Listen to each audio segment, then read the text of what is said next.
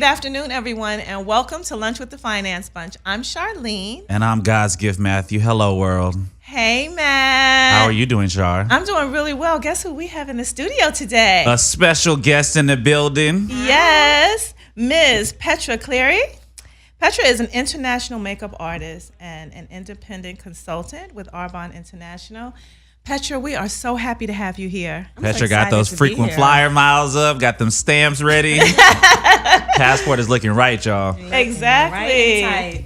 So I'm so happy to have you here. Thanks for having me, Char. I'm really excited to be on the West Coast. Oh, yeah. We started off we had a good time starting with the time you got off the plane, girl. Roscoe's Chicken and Waffles, we love you. Yes, yes. Those drink coupons get the pre-party started, and then, land and roll. Exactly. I have a lituation. Yes. I picked Petra up yesterday, and she was like, I'm just chilling. Free drinks on the plane. The vibes is right. Exactly. My first question today, Petra, is, what we're going to talk about today is blazing your own trail. And Petra has done that by choice.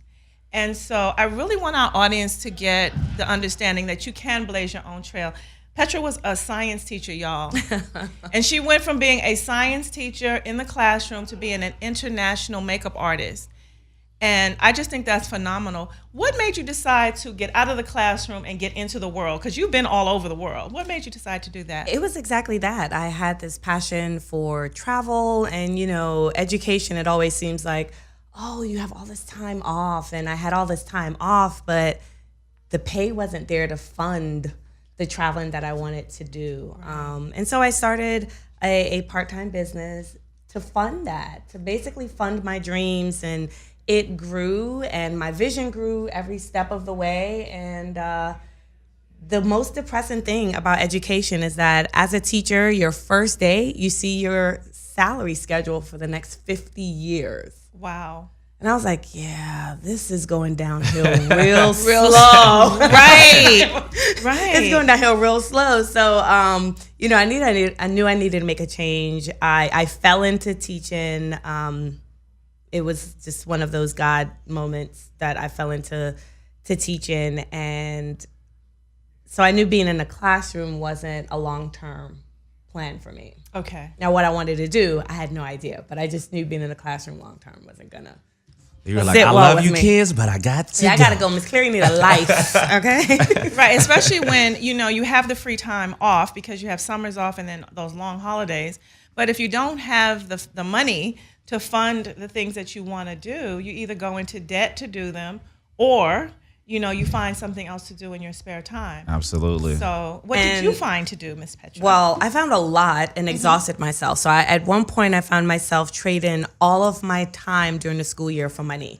So I lived up to my roots of being Jamaican, and I had about 4 to 5 part-time jobs along with my full-time teaching schedule so that when I was off, I could be off. But when I was working, I worked like every hour of the day, every day. And just happened that I, got a new skincare system that had an income opportunity attached to it that was able to replace all of those part-time jobs. Oh, man. Yeah. And how did you get that opportunity? Because that just, because sometimes we ask for things and then when it shows up, we don't take advantage of it because it doesn't look like what we normally do. Right. And we didn't we often don't recognize it because we're looking with the wrong tools. A lot of times we're looking with our eyes, which is attached to our brain, instead of looking at things with our heart, which is attached to our soul. Right. And, it was weird. Really, the business model was working for me before I even understood anything about the business model. And so it made sense. It completely made sense of, oh, wow, there is, an income opportunity attached to the amazing results that I'm getting in my skin. And my spirit was ready. My soul was ready for the answer. And so I saw it with my heart instead of with my mind. Nice. Wow, that's nice. Did you ever have that moment when you first started to let you know, like, this is it? It is. Like I said, I got into teaching. It was one of those God things, and it was early in young adulthood. And that moment, my experience of how I literally got into a classroom it was just whirlwind. And I was like, wow, that was nothing but God. And so what I started to recognize were like the signs of when it's effortless and you really don't have time to analyze over it. You don't have time to talk yourself out of it. You don't have time for doubt to creep up. Then you just flow with it. And this business opportunity was one of those things where it was just so seamless and it was so rapid that it was like, girl, just lace up your shoes and go. I like that. I do too, because you don't often find people who are willing to lace up their shoes and just go. Right? No, you have to be ready to be like, hey, I'm going to be a runner. And that's all you need to know. So when the track comes and, when there's open road, you just have to see it like, oh, wait, I'm a runner. There's an open road. Let's go. That to me is, I think, what holds a lot of people back. They haven't completely decided I want to be a runner right. Now, in their life. Now, how did you attach makeup to this business that you found? Well, the business is a complete wellness concept of wellness from the outside with your skin as well as inside with nutrition. And so makeup was one of the product lines that was involved, and I just loved makeup. And it grew. It made me grow my skills as far as makeup artistry. And then I professionally got trained in 2013 as a makeup artist. And that was another one of those God opportunities, like just roll with it. And out the gate, it's like, oh, you're a professional makeup artist. And then 2 months from now, you're teaching overseas. So, wow. Yeah, it was just another one of those things. But you know what? When you line up with what your God-given talent is, and when you line up with what your purpose is, it lines itself up and it does become effortless. Yes, you have to work, but it becomes a situation where you're not working against your will. Because I think that's the worst part, is to work against your will, where you're getting up in the morning, you're going someplace, there's a paycheck attached to it. You know what time you have to start, and you know what time you have, end. And it's like almost mechanical. And it's fine for those who it works for, but when it doesn't work for you, you need to find your escape hatch. Absolutely. And I think it's not even like to find the escape hatch. It's to recognize that there will be one, and to know that you want an escape. The work that people are doing is really against their soul. It's really against they know they have gifts, but then they work against it. It's sort of like the comic book hero syndrome, right? They all realize like there's something unique about me. Right. I have these powers. I haven't harnessed it yet. Right. I don't even know what to do with it. I really don't even know how powerful I am till it scares them into fear, and they try to downplay. Especially when they come so naturally to them. Naturally. And they try to downplay it, and they're fearful of it because the power is there, and they're like, I don't even know what to do with this power. And so you fight against it until that pivotal moment happens. And that's what we do all the time. We fight against that nudging. Oh, right. Man. And that can be exhausting because you can see it in other people, where you see what their talent is or what their natural ability is, and they see it too, but they fight against it because for some reason they feel like it's unnatural, when really it is. Because I think people think, what they are created to do is so easy that can't be it. Or that I just do that naturally. That can't be it. They feel like it has to be something really hard, right? It just can't be it. Now, how did it feel to transition though? Because you had, like you said, you could look at your contract and see what your paycheck was going to be for the next 50 years. And for some people, that's consoling. It's like, oh my goodness, at least I know where I'm going to be. But for you, I saw the look on your face. You were like, no It's way, time to I go. can't do this. It's dreadful. I don't. Humility is one of those skills that I'm working on. But it's no, really, I just, like when you know you're worth more. Yes. And know that you deserve more. And I was I am a dynamic teacher because that is my gift. And someone actually pointed that out to me a few years ago.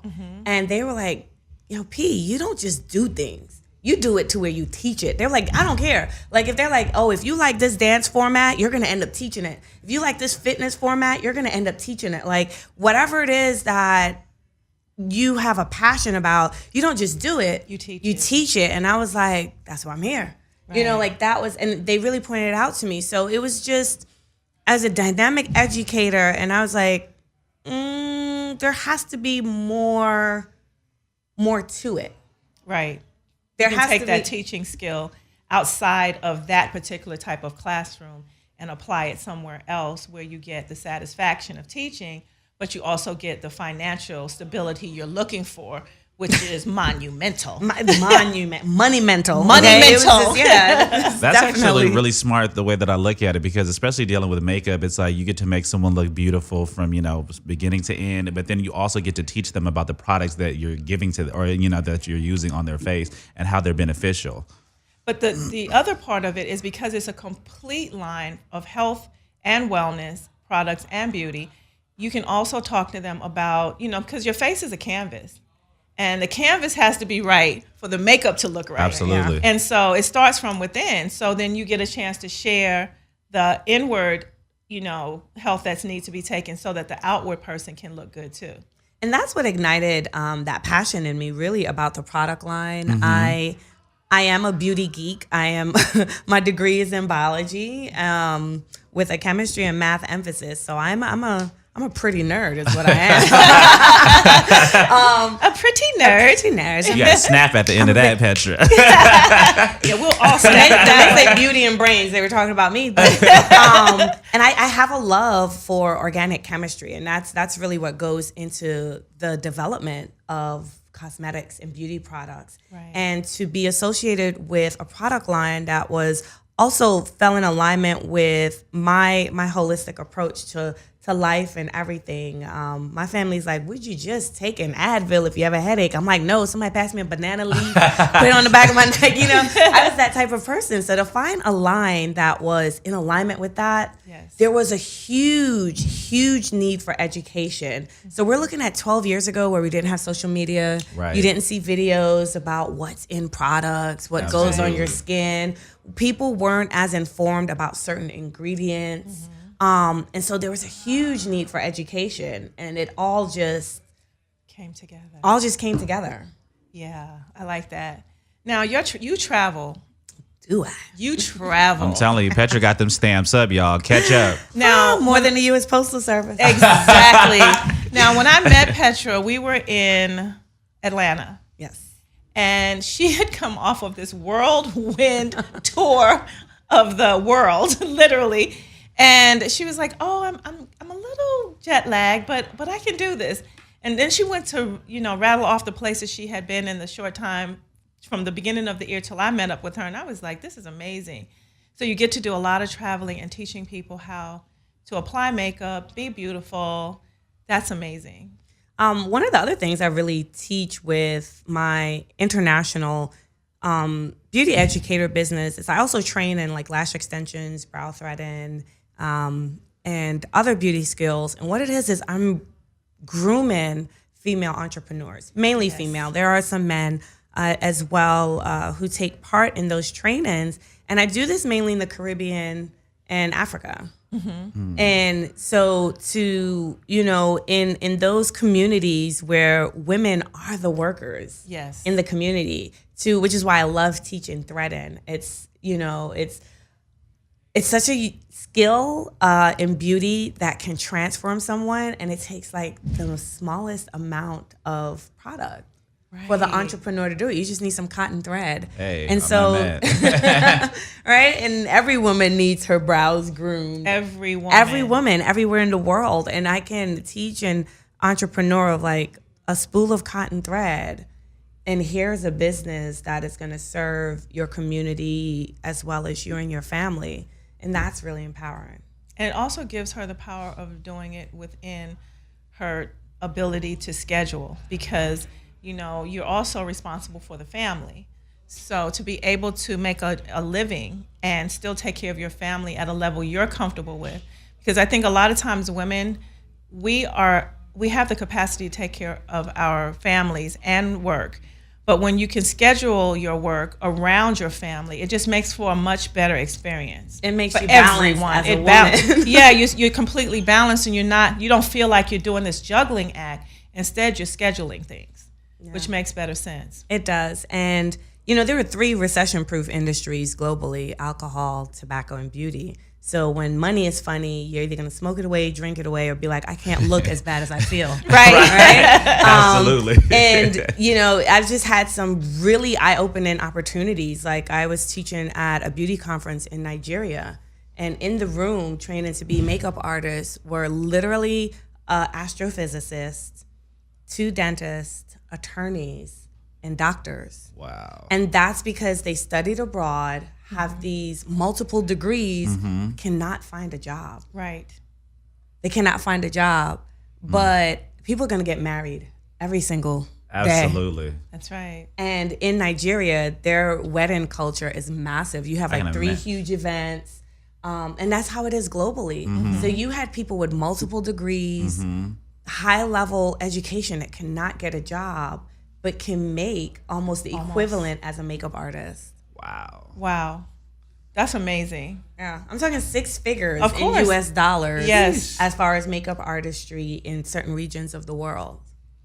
Dang, that's crazy. Somebody is like putting together like their NASA degrees and stuff like that and putting them down and grabbing Exactly. some makeup. And Like, grab look, some brushes. this is the This real is hustle. the new hustle, exactly. and it's controllable. Like I said, like you schedule, you decide, when you're going to work versus someone else deciding when you're going to work. Like I know people who hate their phones because it's attached to their job, and they don't like their job. So they feel like this is the chain and the ball and chain attached to their hand now because their company has access to them 24 hours a day. But when you can have your own business, there's nothing like being able to take charge of your own life. Absolutely, because you get to create your own destiny. Exactly. So when we come back, we're going to talk to Petra more about this business and the name of this business and all that she's accomplished in it. I'm Charline. And this is God's Gift Matthew. Hey, Char. Hey, and we Hey, have our Petra. guest, Petra, in the house. Ow. We're on Dash Talk Radio, and we'll be right back. I'm Charline on Lunch with the Finance Sponge, and we're back in the studio with Petra. Hey, everyone. Hey. So, Petra, in the beginning, we were talking about this business that you have and how you transitioned from being a science teacher into having your own business and an international business at that. And you went from teaching in a science classroom to teaching women and some men Abroad. Makeup and lashes and threading and all these things that empower them to own their own businesses. And some of the countries that you've been to, you said you've concentrated on like Africa and some of the countries there, but you also have this island flair. Oh, absolutely. She started glowing when you said island flair. I know, she has this Taking her back to the island roots. flair. Exactly. Petra, take us back to where it all started. It's a small town in Jamaica called. Well, being an island girl myself, it's just one of those things that coming to America at 5 years old, you just grow into knowing that somehow you will give back to the small community that you came from. And I was fortunate to be a part of a group of educators that did a conference on a couple islands, and people had traveled from all over the Caribbean to come to these larger islands for it. And they were like, well, we would love to have, smaller trainings, more focused trainings on our islands. And I'm just a travel junkie and it pieced together. And so there are people in this industry that have been in the industry much longer than myself, right, who have not been able to do what I do. One, because I am a professional networker. Yes, you are. And your network is your net worth. And so I have this international network of just phenomenal people that I can reach out to and say, look, this is what I'm seeking to do. Who do you know? And make the connections, as well as my e-commerce business affords me the freedom as far as time and flexibility to be able to do some of those whirlwind tours that I've done that you were talking about, of like I've zipped through the entire French Caribbean in a month, and Paris back to the Caribbean, back and forth, and it's just seamlessly working together because, again, it's just something that was always in alignment. Right, and it's also your passion. So I think when you get the opportunity, when you're blessed enough to have the opportunity to pursue your passion as your work, it gives you that extra, because you said networking, and I want to come back to networking because networking is very important. Absolutely. And you do it with passion, and you make sure that you're unforgettable. And I think one of the ways you do that is because you make sure that the person that you're engaging with understands that they are original to you, and that you feel a certain way about them. And how do you accomplish that? Because that's not an easy task, is to make people feel comfortable with you. I know. Have you always been a people person? Allegedly, yes. I am. She said allegedly. Allegedly. If you asked any of my former schoolmates, they'd be like, "Oh, that's so natural to you. You've always been that way." And people think I'm an extrovert, but I'm like the biggest introvert in the world. It's just, I really believe it's something I picked up from my dad.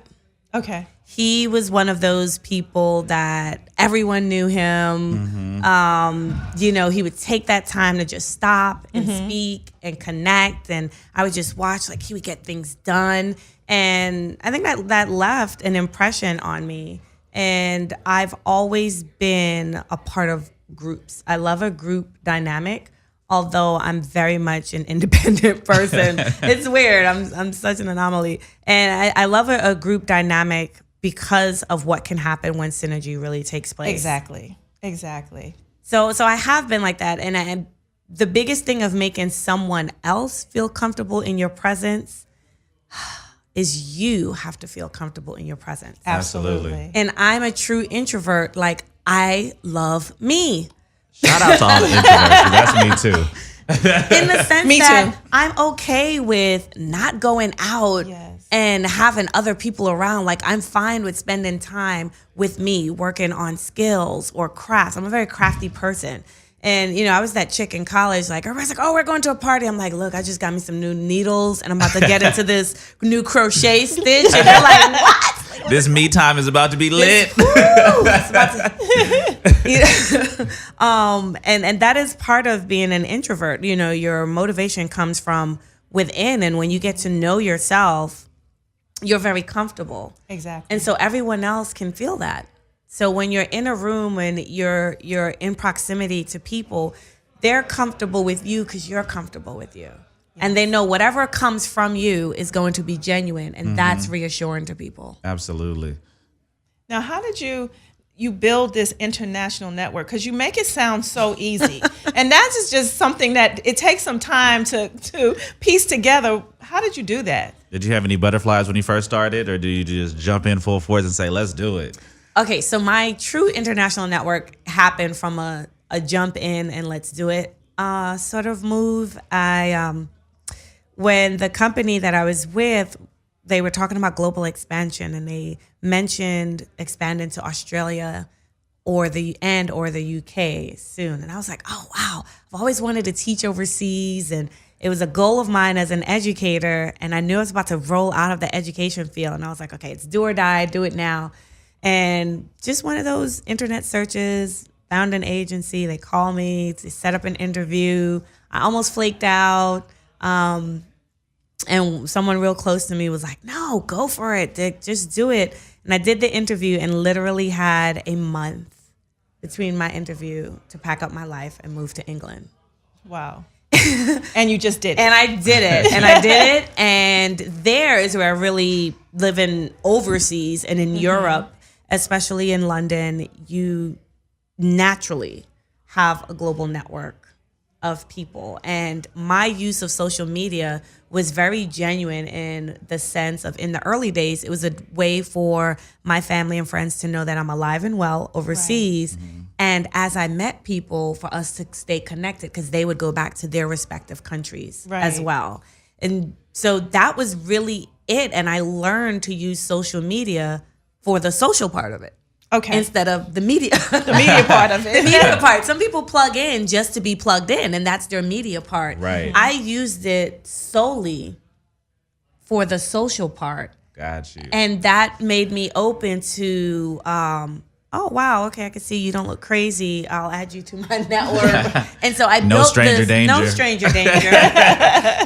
I built a global network socially. Right. Through social media versus a lot of people are closed off because of it. So that was really how it blossomed. Unfolded. Yeah. Now, I was going to ask you the question, how important is social media to your business? Oh, it's the lifeline. It's the lifeline now, right? It's the lifeline now in twofolds. Again, I genuinely used it to stay connected, and now I use it to get connected. So with always being away and traveling, I'm, if I'm looking to add new people to my network, social media is the fastest way. Absolutely. And it is it's a less intrusive way to connect with someone, I find. Because social media, you only put out what you want people to receive. Absolutely. Right. So I can stopped control hey, let's keep in touch. Give me your email. It's just like, hey, what social media platform are you on? Let's connect. And people will totally give that to you faster than their phone number. Exactly. That's right. So it was like, I'd love to continue this conversation. And make sure you like my pictures. And like my pictures. I'd love to continue this conversation. Are you on a social media platform? Let's stay connected that way. And this is like with someone in the supermarket over discussion over pickles. I don't even. Right. And which has happened. Oddly, that literally has happened. And so social media, if someone is on a platform, they're okay with that. It's within their comfort zone. Exactly. Right? They already know how much they're going to be exposed, and so they're comfortable with that. And that's what I do. So with a digital business like mine, mainly where it's e-commerce, social media is critical. Yes, it is. Now, tell me a little bit about how your business works, because we're talking about Arbonne International, and it's in 7 countries. And so how do you keep up in that type of business with because you have customers all over the world. All over. Right? Literally all over the world. And you also have, a support system that can help you with that, but you also have a team internationally. So how do you keep that together? Well, the great part is that the business model is social marketing. Mm-hmm. So I just have to do those 2 things. I have to be social. And be able to market. And be able to market. Yes. Everything else, as far as distribution, all of that is automated and taken care of for me. Even my client care is done through state-of-the-art software where I wake up to an email every morning, like a little personal assistant, like, Petra, here's your task for today and who you need to contact and follow up with, and here's the reason why you need to reach out to them. So really, I just get to be the cover girl. Nice. As the person who uses the products, who's had the results from the products, and help people in my network to get the same results. So that's really what makes it really seamless, is that I have not only my actual team of other consultants, but I have this whole digital team through Arbonne that takes care of everything, images, marketing, documents. Just that's all taken care of. So I don't spend time doing that. I spend time expanding the company's market share and brand awareness by being social. And its social footprint. Because to be honest, that was one of the things that attracted me most to that business, to the Arbonne opportunity, was the fact that you don't have to put all those things in place. I have a couple of businesses, and I've had to put everything in place myself. I know how expensive that can be. Brick by brick, layer by layer, and it can be not only expensive, but exhausting. You have to put together a website, and you have to have personnel, and you have to have, if you're selling something, you have to have the way of shipping it, and customer service, and all of those things, and they're taken care of for you, which I absolutely love. And you have a personal assistant on your phone that tells you which of your clients you need to call and why. And as long as you can do those things, you can be successful. Absolutely. The hardest part of being an entrepreneur, no matter what the industry is, there are 2 things that are difficult about being an entrepreneur, is that 90% of your work happens in your head. That's right. It happens in your headspace. And the more that you can have control over your headspace, the better. It was something I had to explain to my family because I'm like, I'm working. Yes, I'm sitting here on the couch, but I'm working. Like in my head, I'm working. Or it's like, no, I'm going to be busy today. Like I have to rake through my brain and get through things. But that's part of the beauty. Like I don't have to sit and say, okay, I need to go do this research into the beauty industry in Taiwan to expand there. Right. Or I don't have to think of culturally what's the best way to connect with, health and wellness in Poland or in Taiwan. There's a team that's already doing all of that. And they then come to me and like, Petra, here's what we found through our research and development. That's right. And this is the best way to market that. And then I get that training. The other thing that's difficult about being an entrepreneur, it is, I don't care if you have, 500 employees, it's still up to you. That's right. Like all of the burdens are on your shoulder. So really from your clavicle up is where everything is done. That's right. As an entrepreneur. And that the weight and the burdens and the stress, that takes up headspace. Right. And if that is your workspace, you can't allow the things that don't matter to take up so much space. Right. And one of the biggest gifts from Arbonne has been the amount of personal development and training as an entrepreneur I've received, which is why my makeup business like skyrocketed. Right. The acumen that I had gained and developed, like, I was basically trained like Usain Bolt in my my running analogy as far as my business, because I had so many resources. I have incredible mentors, and that allowed for me to learn to control that headspace and really get down to what matters most. And that's what leads to success. It really does, because if you can control what's going on in your head, you can control what's going on in your pocket. I believe that. Right, Matt? Absolutely. I think one of the really good things about the company that you work with too is the fact that in a lot of different business landscapes, especially with sales and everything, it's so competitive that everybody usually doesn't want to help each other and uplift each other because they're so focused on winning. Right. Versus this company where it's almost like the reverse, where everybody is willing to help each other, share knowledge, get connected, and help you and champion you along the way. Right. And it's structured that way on purpose. And I love that, because it's the opposite of the way corporate America is structured. Absolutely. The exact opposite. When in the corporate structure that I have been in, as you start to climb the corporate ladder, people, the same person who was cheering you on and wanting you to succeed, now you look like their competition. Because it looks like you're sprinting right next to him and he's trying to win. Right. He's trying to get to the finish now line. they're planning your demise. Exactly. Like, let me just stick my foot out real quick. Exactly. But within social marketing, the same person that's helping me to be successful is cheering me on all the way to the top, because not only am I being successful, but their training of me makes them successful. Absolutely. So it's the reverse. And I love that, because you can create genuine friendships, and like Petra and I, we're not financially tied to each other, but we can be friends because I want to see her win. She wants to see me win.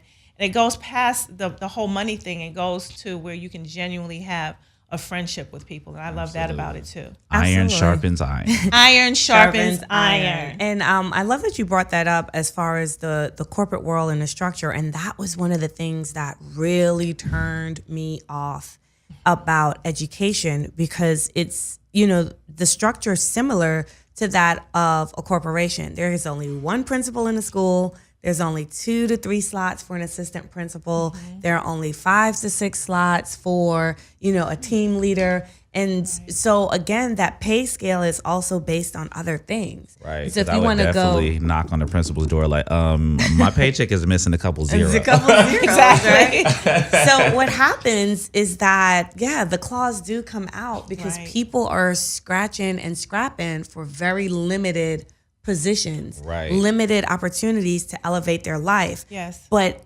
in the midst of doing that, instead of growing into their authentic selves, they have to become a drone of the system. That's right. And that was a big turnoff for me. I can count, it's about 4 former bosses who've all sat me down, different jobs, and was like, you know what, you're the type of person that needs to work for yourself. Yes. And I was like, yes, you are correct. I didn't know how or what, but I was like, now finally here's something we can both agree to. Exactly. Right? But so that's the difference in Arbonne. Really, your success is based on this metamorphosis into your most authentic self, because that's the person who dreams big. That's the person who wants to change lives. That's the person who knows that it's more than them. Versus in corporate, the more successful you become, you're basically a shell of yourself. And That's right. It's up to someone else to fill that. Exactly. That's exactly right.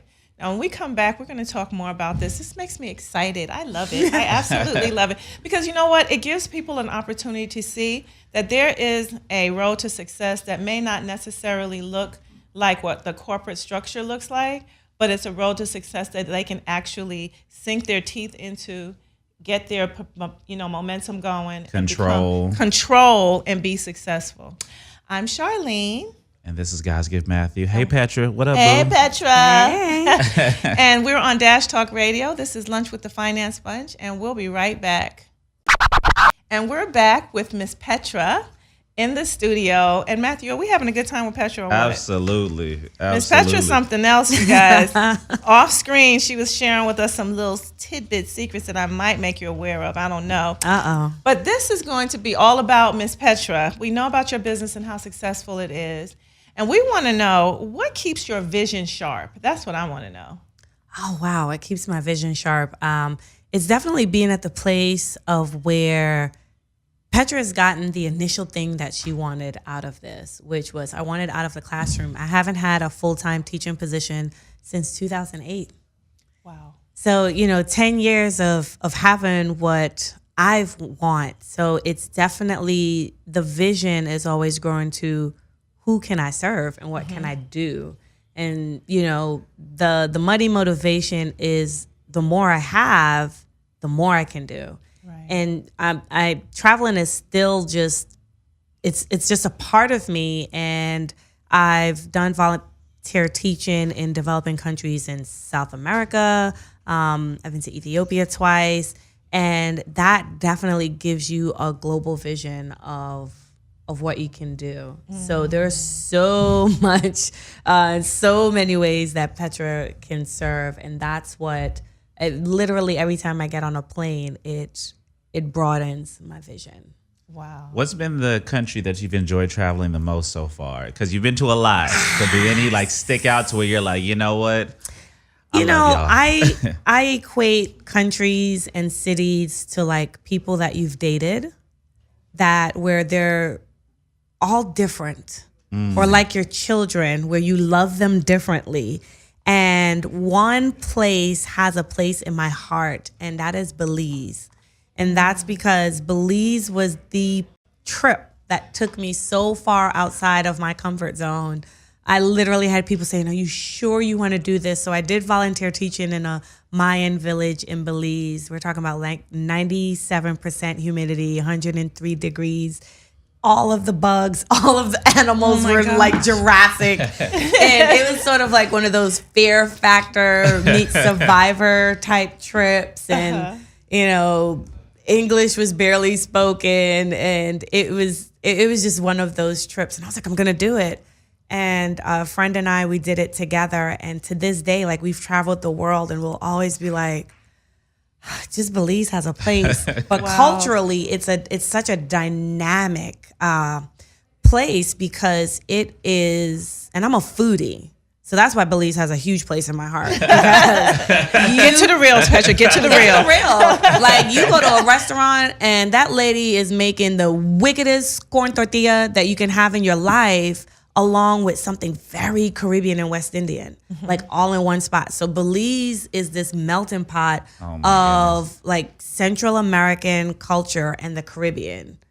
As much of a foodie as I am, I feel like I'm about to take a trip to Belize and get down on one knee and be like, I need to bring you back to America. I need to bring you back. And then when you go out to the Keys, when you go out to the Keys out there in the Barrier Reef, and it's these little keys that there's no land to do farming. So lobster is cheaper than chicken.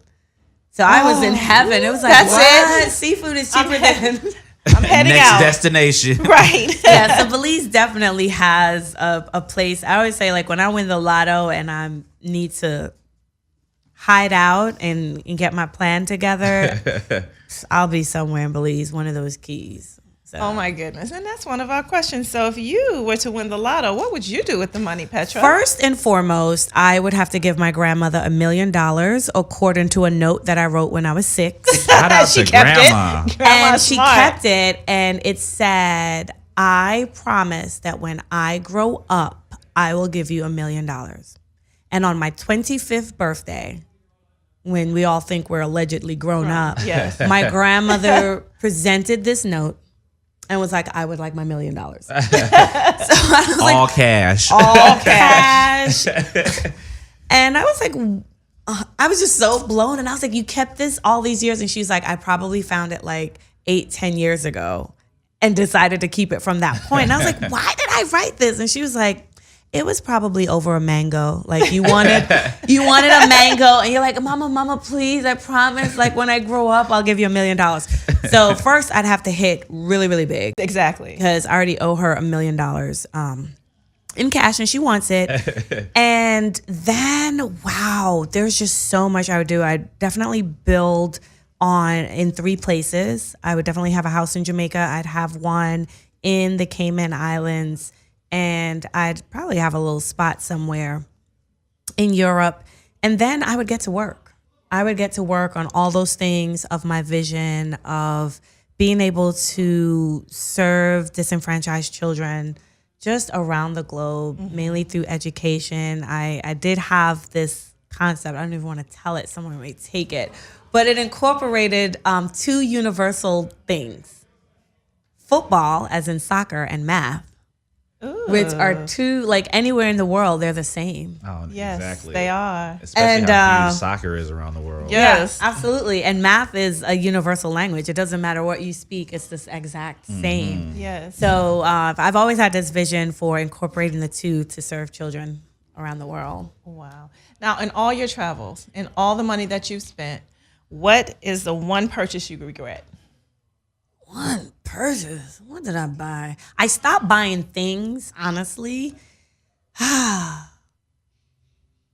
did I regret purchasing? I don't think there's anything that I regret purchasing. I can't There think you go. of, There you go. because I mainly spent my money on food, but what have I brought back that I'm like, why do I have you? I was gonna undercut Char's question and just say, regret nothing, Petra. Do That's it all. right. Live Just it up. do what you do, girl. Well, you know what? I stopped buying things because they're like knick-knack, paddywhacks. I'm like, what am I even doing with this stuff? Just collecting things. And I stopped collecting things and I started collecting moments. Absolutely. And it started my trip in Egypt. I think I'm still paying for that trip. And that was 11 years ago. And it was I was staying at the Four Seasons in Cairo, and they always have stationery, and they had a postcard, and the picture on the postcard was of my favorite place in the entire hotel, and it was the tea room, and it had this beautiful like vaulted stained ceiling, and there was a piano right in the middle, and it was this gorgeous picture of it. And I said, you know what, I'm gonna fill out the postcard and see if they can mail it. And I wrote to myself, I was like, remember that all of the moments was worth every single dollar. Okay.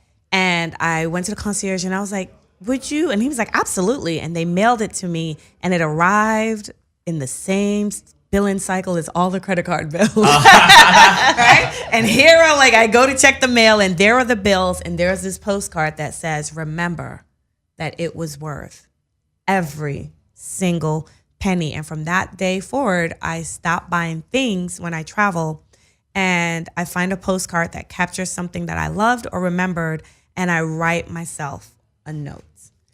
I like that. And it is the best That's actually really souvenir. dope. I might low-key have to steal that picture. Yeah, we're gonna steal that It's the Saying. best one because you get your date stamp is there. That's right. And then the postage stamp everywhere around the world is usually something culturally significant That's or right. historical. That's dope because it's like you know where you're at, you know what you were doing, you know like the mindset, and you know the memories. when you were there. And it It's just almost like brings a it back. snapshot of like life moments. Absolutely. So you can write my biography from my postcard Your collection. postcard. Wow. And they're not heavy and you don't have to carry them. That's the real Snapchat. That's for real. It really is. Now, if you have to say, now, I know you're well educated. What would you say your education most of all has done for you? Because I'll let you answer that. Wow. I highly value my liberal arts education. And I took it into my personal philosophy as an educator. And the only job of your education is not to teach you content, it's to teach you how to think. Absolutely. That's right. Critical thinking, y'all. It's to teach you how to think, your perception on things and how to work through problems, but really how do you think? Like how does your brain work? How do you process information? And then how do you synthesize that and put that back out into the world? And a lot of times that was one of my gifts as an educator. I mainly worked with violent populations or special ed or a combination of both. And that was it. You know, there's this saying, you got to reach them to teach them. But the way I would reach them is, no, you got to go in. Like you're not going to take this information and produce it and give me the same product as someone else. Right. And so whatever you give me, that's great because that is you. And that's what I'm asking is for you to learn how you work. I love that. That's the biggest part I've gotten out of my. Ooh. I hate that we Petra. gotta let you go, Petra. We've been having such good conversation. But can you please let the people in the world know how we can get in contact with you and follow your story and your journey? Wow, you could just Google me, just my first and last name, Petra Cleary, and whichever platform speaks most to you, you can find me there, whether it's Instagram, Facebook, LinkedIn, Twitter, YouTube. Oh man, you made that nice and simple. And it's Petra Cleary at PetraCleary. Thank you so much, Petra. Thanks for having me, guys. This is awesome. Course. Will you come back? Absolutely. Good. Especially if y'all feed me Roscoe's chicken and waffles. I'll We're be gonna back. have all the locations for you, Petra. We're gonna get you right. Definitely. This is Charline. And this is God's Gift Matthew with our boo in the building today, Petra. Yes. Ow. And you're listening to us on Lunch with the Finance Bunch on Dash Talk Radio. X. And you can follow us at the Finance Bunch on Instagram Twitter. and Facebook. Woo, woo, woo, woo. And we'll see you on Tuesday at noon. Good afternoon, everyone, and thank you for tuning in to Lunch with the Finance Bunch. I'm your host, Miss Charline, on Dash Talk Radio. Tuesdays at noon. I'm God's Gift.